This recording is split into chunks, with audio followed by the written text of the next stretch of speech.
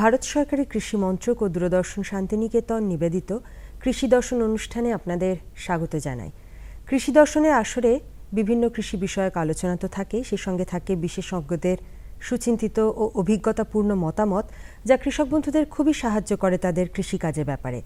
আজকে আমরা একেবারে একটা অন্য ধরনের বিষয় নিয়ে আলোচনা করব, যেটা এখনও ভারতের প্রেক্ষাপটে ততটা জনপ্রিয় নয়। জৈব পদ্ধতিতে মুরগি খামার কিভাবে করা যায় সে নিয়ে আজকে বিস্তারিতভাবে আলোচনা হবে। আমাদের সঙ্গে আছেন doctor Saroj Kumar pine, professor, পল্লী শিক্ষা ভবন, বিশ্বভারতী। নমস্কার।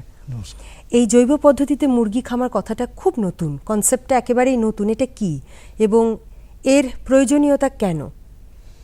আমরা দৈনন্দিন জীবনে অর্থাৎ মানুষ বহু কিছুই গ্রহণ করছে, মানে খাবার খাচ্ছে। এখন আমরা দেখছি যে প্রায় অধিকাংশ লোকই বিভিন্ন রকম রোগে ভুগছে।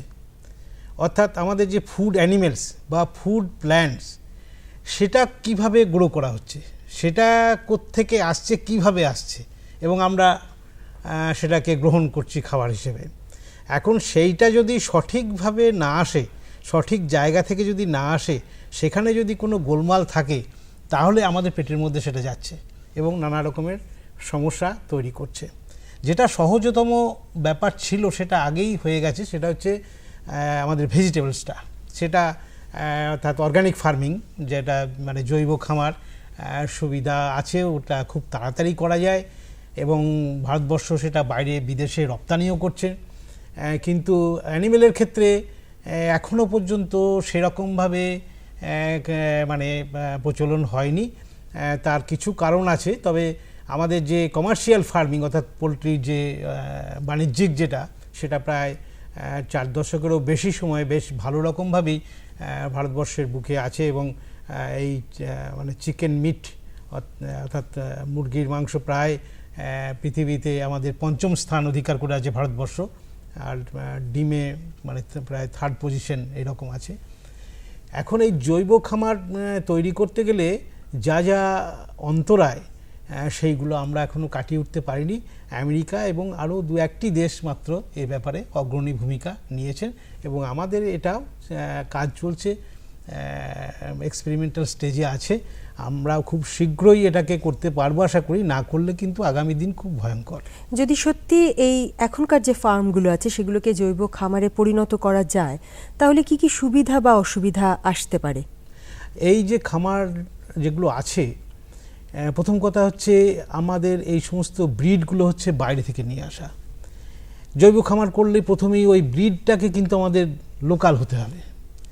এটা আমরা যেমন ব্রয়লার ফার্মিংয়ের ক্ষেত্রে দেখছি 40 দিনের মধ্যেই 1 কেজি 1.5 কেজি আমরা ওজন পাচ্ছি। সেটা কিন্তু জৈব খামারের ক্ষেত্রে কিন্তু তা পাবো না। আমরা লোকাল ভ্যারাইটি নিতে হবে এবং তাকে বিভিন্নভাবে, অর্থাৎ সে ন্যাচারালি যেভাবে গ্রো করা হয় সেইভাবে গ্রো করবে এবং সেটা প্রায় ওই 1 কেজি 1.5 কেজি আসতে প্রায় 80-81 দিন টাইম লাগবে। এই জায়গাটা কাটিয়ে উঠতে গেলে আমাদেরকে ফার্মারদেরকেও সেই রকম প্রশিক্ষণ দরকার, সেই রকম ইনফ্রাস্ট্রাকচারের দরকার, সরকারকে সেই রকম সাহায্যের হাত ফার্মারদেরকে বাড়িয়ে দিতে হবে। এই জিনিসগুলো করলেই সঙ্গে সঙ্গে না হলেও আমরা আস্তে আস্তে কিন্তু এগিয়ে যেতে পারবো। এগুলো তো অন্তরায়। সুবিধা কি কি হবে? সুবিধা যেটা হবে সেটা হচ্ছে মানুষ এখন অনেকেই চায় কোনো একটা খাবার খাওয়ার পরে যাতে অস্বস্তি না হয়, তার থেকে তারা বলবে যে এটা আমি খাবো না। বুঝতেই তো পারছেন এখন সবাইকে মানে একটা জায়গাতেই ভিড় বেশি, ওষুধের দোকান বা ডাক্তারের চেম্বারের বেশি ভিড়। তার কারণ হচ্ছে প্রত্যেকটা মানুষই প্রায় বিভিন্ন রকম ধরনের রোগে ভুগছেন। ক্যান্সার তো প্রায় বেশ একটা ভালো রকম পার্সেন্টেজে এসে গেছে। তো এই সব জায়গাগুলো মানে এড়াতে গেলে এখন মানুষ চাইবে যে সেফ ফুড, অর্থাৎ একটা কথাই আছে মানে ফিড সেফটি ফুড সেফটি, অর্থাৎ যাকেই খাওয়াবেন, একটা বেগুন গাছ থেকে বেগুন তুলতে গেলে সেটা যদি সেফলি আসে, অর্থাৎ সে ভালো জিনিস খেয়েছে, ভালো মাটিতে আছে, তবে গিয়েই সে বেগুনটা খাওয়া যাবে। সেই রকম মুরগিটাও খাওয়া যাবে, সেই রকম ডিমটাও খাওয়া যাবে, সেই রকম যে গরুটি দুধ দিচ্ছে ভালো খাবার খেয়ে তার দুধটা উপযোগী হবে খাওয়ার। কিন্তু যেখানে সে সাধারণত পেস্টিসাইড, ইনসেকটিসাইড, ল্যাসারেটেড এইভাবে যদি সেই সমস্ত খাবার খায় এবং সেখান থেকে সে যা প্রোডাক্ট দেবে ন্যাচারালি সেই প্রোডাক্টগুলো খুব একটা ভালো হওয়ার কথা নয়, অটোমেটিক্যালি নানা সমস্যা এসে যাবে। এখন আমরা যে মুরগির মাংস বা মুরগির ডিম খাই, যখন জৈব খামার তৈরি হবে সেখানে যে মুরগি প্রতিপালন হবে বা যে ডিম আমরা পাবো সেটার দাম কি বেশি হবে, এবং যদি সত্যি দাম বেশি হয় তাহলে বাজারে কতটা আমরা পাবো? হ্যাঁ, এটা বেশি হবে, কিন্তু যে সমস্ত ডেভেলপড কান্ট্রিতে তারা করছেন তারা কিন্তু খুব একটা বাড়ায়নি, 20% বাড়াতে পেরেছে, 20% বাড়াতে পেরেছে। যদিও বা অনেকখানি বাড়ানো উচিত বা সম্ভব, কিন্তু হচ্ছে সেটা হয়তো সরকার থেকে সহযোগিতা থাকলে এটা 20% বেঁধে রাখলে ঠিক আছে। যেটা মানে রেড মিটের ক্ষেত্রে সেটা 30 to 40% ইনক্রিজ করে, এটা 20% হাই বা সেটাই যথেষ্ট, এর থেকে বেশি কিছু খরচ হওয়ার কথা নয়। এই ধরনের জৈব খামার যদি তৈরি হয় তাহলে পরিবেশকে কতটা দূষণমুক্ত রাখা যাবে এবং সেই সঙ্গে মানুষকে? হ্যাঁ, এখন এই সিস্টেমটাকে আমরা যেটা বলি যে চয়েস আছে, অর্থাৎ ব্রিডের চয়েস করতে হবে। সে যেখানে থাকবে অ্যানিম্যালটা বা বার্ডসটা, সে তার জায়গাটা ঠিক রাখতে হবে। যেমন ব্রিডের তো বললাম যে লোকাল ব্রিড নিতে হবে, অর্থাৎ লোকাল অথবা যে কোনো ব্রিড যারা কিনা সেই এনভায়রনমেন্টে সুইটেবল, কোনো রকম স্ট্রেস হবে না। শরীরে যদি ক্লান্তি আসে, স্ট্রেস আসে, আর মানুষ যদি সেখানে নানা রকম ওষুধ প্রয়োগ করে, অ্যান্টিবায়োটিক প্রয়োগ করে, হরমোন প্রয়োগ করে তার বডি ওয়েট বাড়ায়, এই সব জিনিসগুলো সেখানে থাকবে না, ন্যাচারালি থাকবে। তারা সেই রকম, অর্থাৎ যেটা আমরা পাখিদের ক্ষেত্রে দেখি যে অর্থাৎ ওই যে ধুলি স্নান, অর্থাৎ ধুলো নেই তারা স্নান করতে পারবে, সেই রকম ব্যবস্থা। এগুলো ছোট ছোট ব্যাপার, কিন্তু এগুলো দরকার আছে। এবং ন্যাচারালি যে পাখিটা বেড়ে উঠবে, মুরগিটা বেড়ে উঠবে, সেই পাখিটা যে কিনা কেজের মতো খাঁচার মধ্যে ভরে তাকে বাড়িয়ে তোলা হলো তা কিন্তু থাকবে না। কিন্তু সেখানে আমরা একটা সিস্টেমই রাখবো, ডিপ লিটার সিস্টেমই থাকবে। আমরা কেবলমাত্র ব্রিডটা কেবল বেছে নেবো যে কোন ব্রিডটা সুইটেবল, এবং খাবারের দিকটাও দেখতে হবে, সেই খাবারগুলোও যেখান থেকে আসবে সেটা যেন জৈব পদ্ধতিতে আসে। অর্থাৎ সেই খাবারটাও, অর্থাৎ তাদের খাবারটাও কিন্তু কেমিক্যাল ফার্টিলাইজার বা কোনো রকম ইনসেকটিসাইড, পেস্টিসাইড এইগুলো থেকে হবে না। কারণ আমরা বাজারে হয়তো দেখি অনেক জায়গাতে অনেক লেখা থাকে জৈব পদ্ধতিতে এই ভেজিটেবলস বা এইসব কিছু আছে, কিন্তু সেটা হয়তো বা আমাদের এখানে 100% ওকে, আবার কিছু ক্ষেত্রে কিছু ম্যালাফাইডও থাকতে পারে।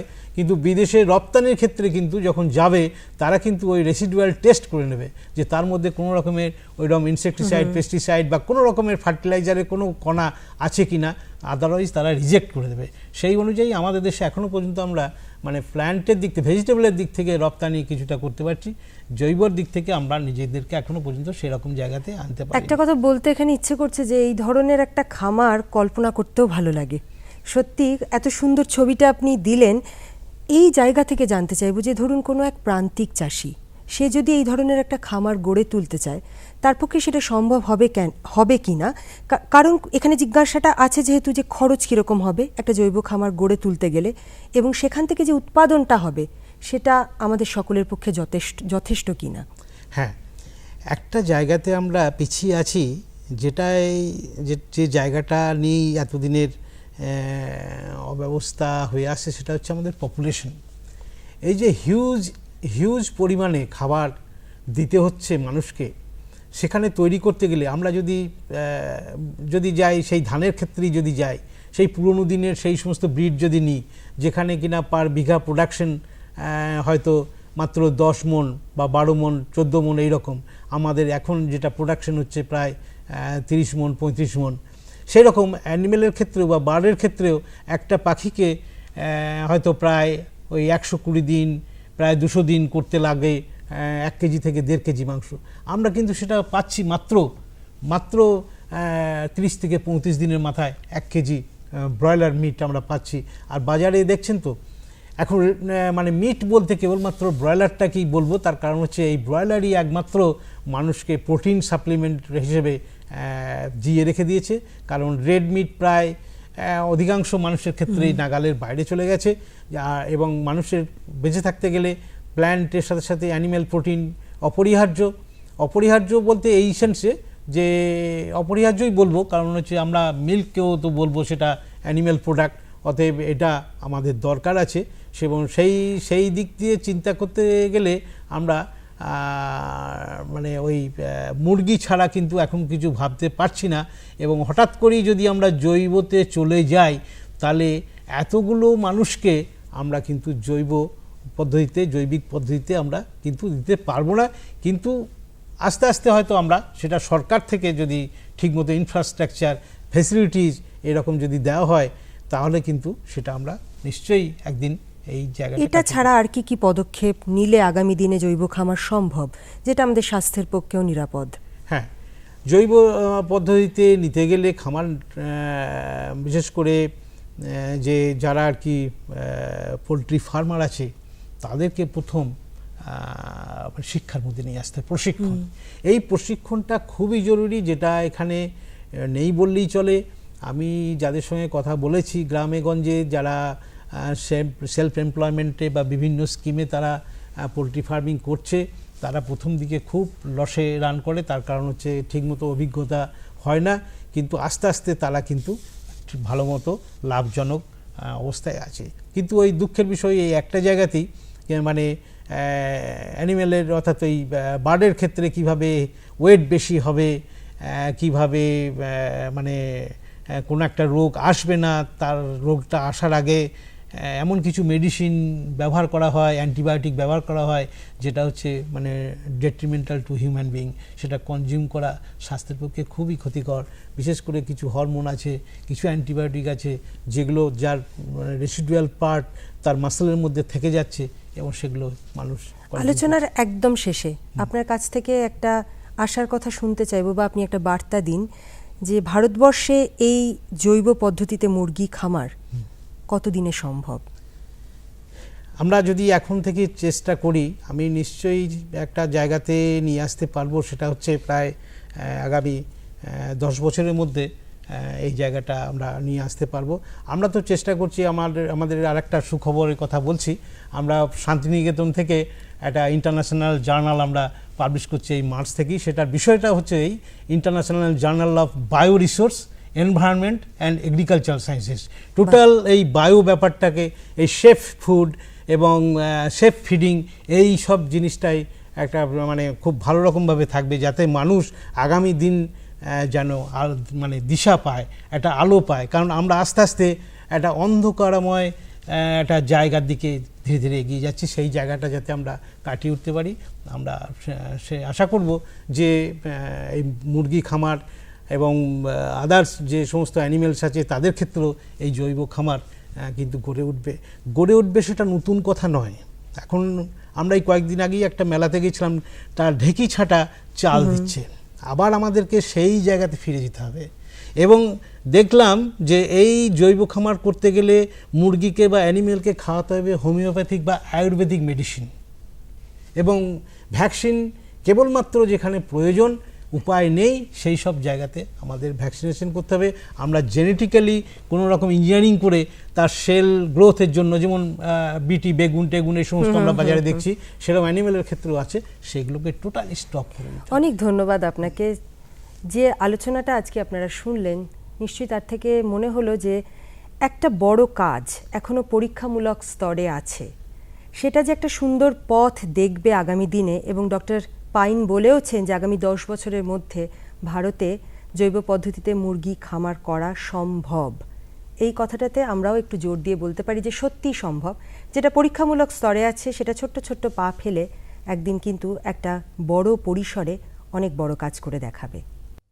নিমতলা গ্রামের ফকির বাবার ছিল খুব প্রতাপ, বলতো সবাই ভাগ্য বদলাতে ওনার মুখ্য হাত।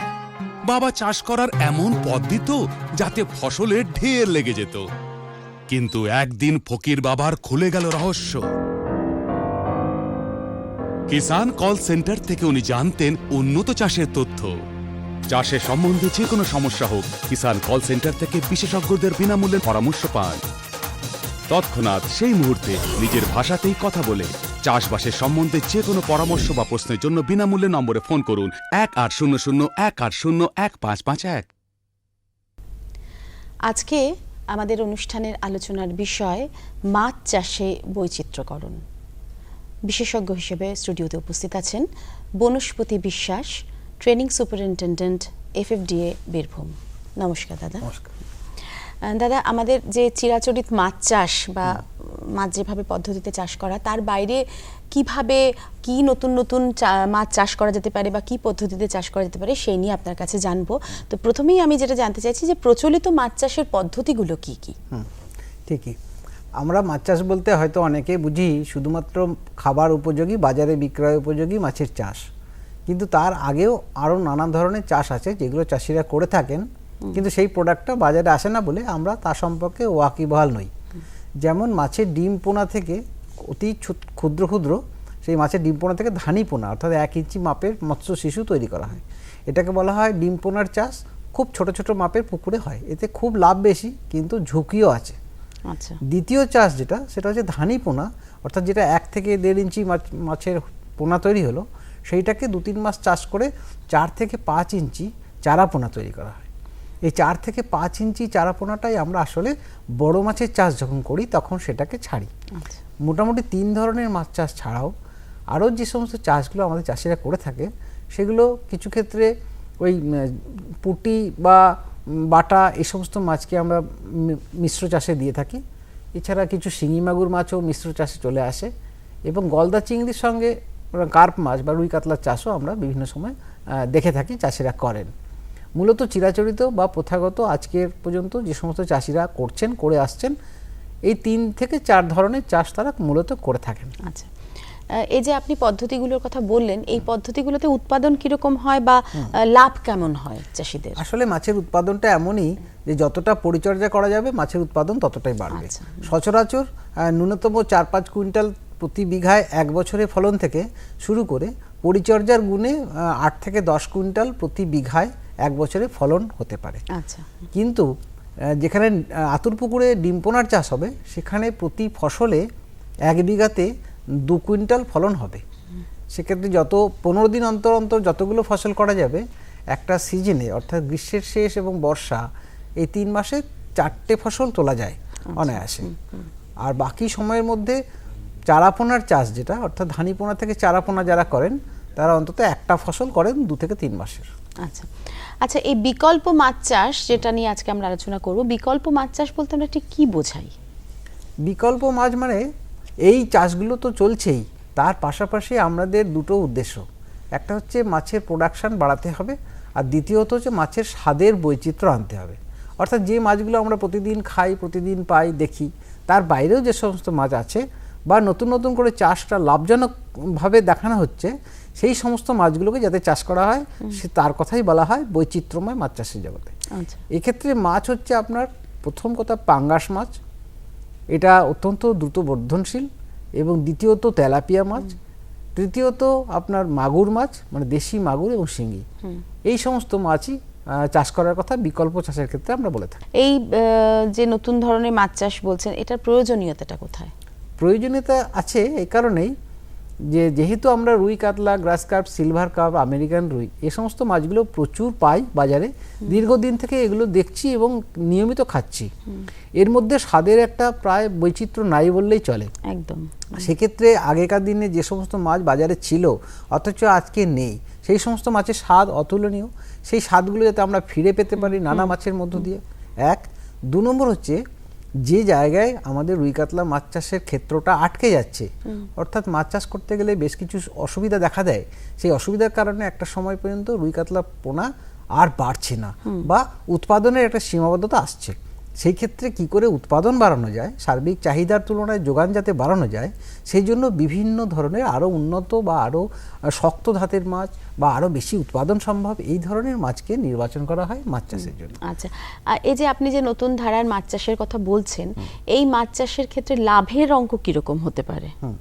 অবশ্যই অনেক বেশি লাভ বাড়ে, কারণ কি আমরা যখন উৎপাদন বৃদ্ধির কথা বলবো তখন উৎপাদন বাড়লে মাছের দাম তো প্রায় একই থাকছে, ফলে লাভের পরিমাণটা বাড়বে।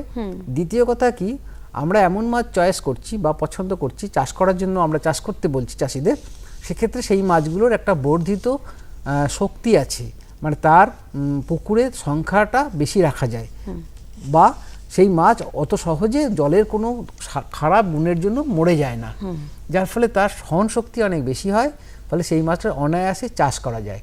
এর জন্য উৎপাদন যেমন বাড়ে তেমনি তাকে লাভটা, চাষ করাটা অনেক সহজ সহজ হয়। এবং এর ফলে অনেক বেশি সংখ্যায় মাছ আমরা ওই অল্প জলাতে রাখতে পারি। রাখা যায়।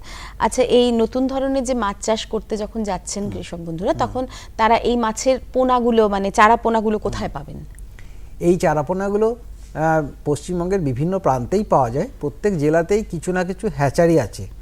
মৎস্য হ্যাচারিগুলিতে বিভিন্ন জায়গায় বিভিন্ন মাছের পোনা পাওয়া যায়। তার মধ্যে ধরুন আমাদের পশ্চিমবঙ্গের নিরিখে নৈহাটি মৎস্য চারার বা মৎস্য বীজের একটা পীঠস্থান বলা যেতে পারে।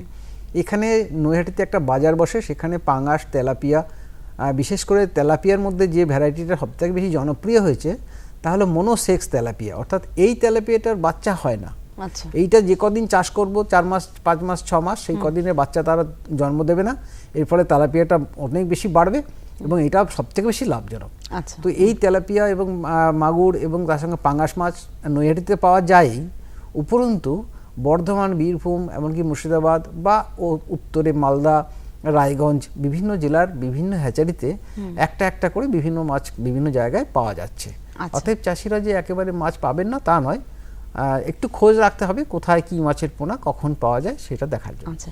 আচ্ছা, এই যে নতুন ধারার চাষের কথা বলছেন, মাছ চাষের কথা বলছেন, এইটা করতে গেলে আমাদের যারা করছেন চাষ তাদের কি বিশেষ দক্ষতা প্রয়োজন, বা কি ধরনের দক্ষতা বৃদ্ধি করা যেতে পারে, বা আর্থিক সাহায্য কি কি তারা পেতে পারেন, এই বিষয়ে যদি ওনাদের একটু বলেন। অবশ্যই, যেহেতু চাষটা একটু নতুন ধরনের, অন্য রকমের চাষ এবং বলছেন। নতুন মাছ নিয়ে আমরা চাষ করছি, সেই মাছটা আগে কোনোদিন চাষ হয়নি এরকম লার্জ স্কেলে বা বেশি করে, ফলে চাষিদের ধারণা তো নেই। সেই জন্য প্রশিক্ষণ একটা খুব অবশ্যই জরুরি ট্রেনিং বিষয়। দরকার, নিশ্চয়ই। প্রশিক্ষণ একটা জরুরি বিষয়। এক্ষেত্রে প্রশিক্ষণের সুযোগ হচ্ছে প্রত্যেক জেলাতে মিন ভবন আছে, সেখানে মৎস্য দপ্তরের 2-3টে অফিস আছে, সেখানে তাদের যোগাযোগ করতে হবে যাতে প্রশিক্ষণ তারা পেতে পারেন। খুব কাছে যদি যেতে চান তাহলে ব্লক অফিস আছে প্রত্যেক ব্লকে, সেই ব্লক অফিসে গিয়ে ফিশারি এক্সটেনশন অফিসার বা মৎস্য চাষ সম্প্রসারণ আধিকারিক সেখানে নিয়োজিত আছেন, তার কাছে যোগাযোগ করতে হবে যে কখন কোথায় ট্রেনিংগুলো হবে। এবং বিভিন্ন স্তরের প্রশিক্ষণের ব্যবস্থা আছে। ধাপে ধাপে একজন চাষি ব্লক লেভেল, তারপরে জেলা স্তরে, এবং অবশেষে তার উৎসাহ যদি থাকে, তিনি যদি আরও ভালো করে মাছ চাষটা শুরু করতে পারেন বা আরও বাড়িয়ে নিতে পারেন, তাকে রাজ্য স্তরে আমাদের প্রশিক্ষণ কেন্দ্র কল্যাণীতেও বিশেষ প্রশিক্ষণের সুযোগ দেওয়া হয়ে থাকে। আচ্ছা, আর আর্থিক সহায়তাটা কিভাবে তারা পেতে? আর্থিক সহায়তার জন্য তাকে ওই একইভাবে ব্লক অফিসে যোগাযোগ করতে হবে। সেখানে বিভিন্ন রকম প্রকল্পের সুযোগ আছে। সেই প্রকল্পগুলো ইদানিং যে প্রকল্প সবথেকে বেশি জনমুখী সেটা হচ্ছে এনএফডিবি, জাতীয় মৎস্য উন্নয়ন বোর্ড। আচ্ছা, এনএফডিবির আওতায় প্রতিটি প্রকল্পে, বিশেষ করে এই যে নতুন ধরনের মাছ চাষের প্রকল্প, তাতে যেমন পাঙাশ, তেলাপিয়া, মাগুর মাছের চাষ, মাগুর মানে দেশি মাগুরের চাষ, তেলাপিয়া মানে মনোসেক্স তেলাপিয়া, অর্থাৎ এটাকে একটু চলতি নামে মানুষেরা হাইব্রিড তেলাপিয়া বলেন, যেটা থেকে বাচ্চা হয় না, এটা বেশি লাভজনক। এই সমস্ত চাষের উপর 20% অনুদানযুক্ত ব্যাংক ঋণের ব্যবস্থা করে থাকে। কিন্তু আপনি যে, হ্যাঁ বলুন। এই ব্যাংক ঋণ পেতে গেলে চাষিদের উচিত তাদের নিজস্ব পুকুরের ব্যবস্থা করা, অথবা যে পুকুরটিতে চাষ করবেন সেই পুকুরটি রেজিস্ট্রিকৃতভাবে লিজ নেবেন। কারণ রেজিস্ট্রি করা লিজ না হলে দীর্ঘমেয়াদী ঋণের ক্ষেত্রে এনএফডিবির একটু আপত্তি আছে। আচ্ছা, আপনি তো বললেন যে হাইব্রিড চাষ মানে হাইব্রিড তেলাপিয়া অনেক বেশি মানে হয় আর কি, কিন্তু সাধারণ মানুষের ক্ষেত্রে কিন্তু হাইব্রিড মাছ খাওয়ার চাহিদাটা কি আছে? হ্যাঁ, মানে খুব এটা প্রাসঙ্গিকভাবে প্রশ্নটা তুলেছেন। আমি বললাম যে চালু নাম হচ্ছে হাইব্রিড তেলাপিয়া, কার্যত এটি হাইব্রিড না, আচ্ছা। কার্যত এটি আসল তেলাপিয়া, যে তেলাপিয়াটার ডিম পাড়ার ক্ষমতা নষ্ট করা হয় আচ্ছা। বিশেষ হরমোন প্রয়োগের মাধ্যমে। আচ্ছা, ফলে এই তেলাপিয়াটা মোটেই হাইব্রিড না এবং কোনোভাবেই ক্ষতিকর নয়। এটা শুধু ওজনে বাড়ে এই ডিম পাড়ার ক্ষমতা নষ্ট করা হওয়ার ফলে। আচ্ছা, এবং এর ফলে কি হয়, ডিম পাড়ার জন্য প্রচুর বাচ্চা পেড়ে এরা বংশবৃদ্ধি করত, তখন পুকুরের অক্সিজেন কমে যেত, পুকুরে খাদ্য কমে যেত এবং মাছটা শেষ পর্যন্ত বাড়তো না। এই অসুবিধা থেকে মুক্ত করার জন্য এইগুলো আর যেহেতু ডিম পাড়তে পারে না, তাই এদের বৃদ্ধিটা অনেক বেশি হয় এবং এই বৃদ্ধি বেশি হওয়ার জন্য উৎপাদন বেশি হয় এবং চাষির লাভ বেশি হয়। আচ্ছা, আমার শেষ প্রশ্ন সেটা হচ্ছে, খুব সহজেই কোন চাষটি সাধারণ মানুষ প্রথমেই বেছে নিতে পারেন আপনার কেন মনে হয় আপনার? এখন একটা জিনিস দেখার আছে, তো এর আগে এই প্রশ্নটা যাওয়ার আগে আমি একটা জিনিস বলবো যে 1 বিঘা পুকুরে যদি তেলাপিয়া চাষ করতে চাই আমরা, 1 বিঘা পুকুর তেলাপিয়া চাষ করতে চাইলে আমরা বিঘা প্রতি 25 থেকে 30,000 টাকা খরচ, এবং এই 30,000 টাকা খরচ করলে 12 কুইন্টাল 1 বিঘায় উৎপাদন হতেই পারে।